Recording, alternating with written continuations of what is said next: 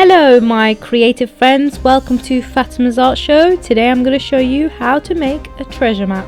The first step you want to do is stain your page, and here I'm using a mixture of tea and coffee, but you can just use one of those.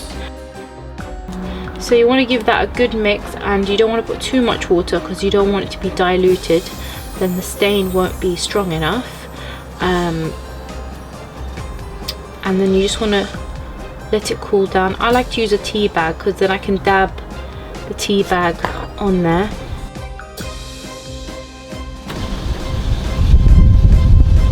I'm now going to open the tea bag, and I'm just going to let all the bits out of the tea bag, and I'm just going to rub it onto the page. We're going to take that bit off at the end, but I just want the stain to be as strong as possible. That's it. And now I'm going to leave it to dry. Just tear it. Don't worry about being too neat. You want to be rough. Now the next step, you can just brown off the sides if you wish with a pencil, or you can burn the sides. If you are a child, get an adult to do this step. Be very careful when you do it and try to control that flame, because otherwise you'll burn the whole thing. And in fact, I would say do a few of the papers in coffee or tea, so that if one does fail, you do have another one. As I like to colour as I go along, so while I am making my drawing, I'm going to be adding little bits of colour. I'm just going to show you how I drew the different things on my map.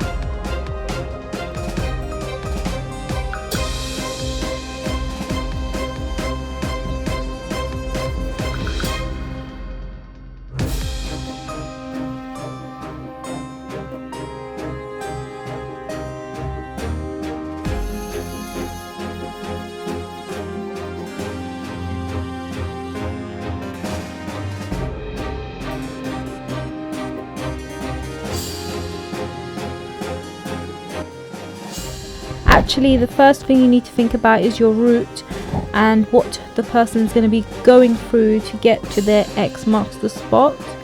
And I've created lots of different things like a bridge, a roundabout, a muddy puddle section. You can put more obstacles than that. You decide how little you do or how much you do. And this is optional, but you can create a more old looking map by taking the map and scrunching it up in your hand, and then opening it up again.